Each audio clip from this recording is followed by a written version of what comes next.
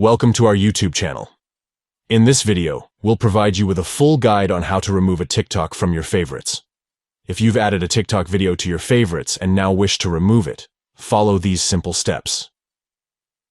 Step 1. Open the TikTok app on your device. Step 2. Go to the TikTok video that you want to remove from your favorites. You can find it either by scrolling through your feed or by searching for the specific video. Step 3.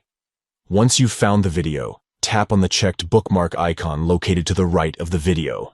This will remove the video from your favorites. By following these steps, you can easily remove a TikTok video from your favorites and keep your collection organized and up to date.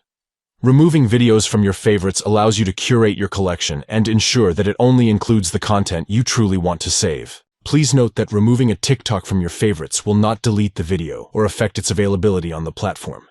It simply removes it from your personal list of saved videos. Thank you for watching and enjoy curating your TikTok favorites with ease.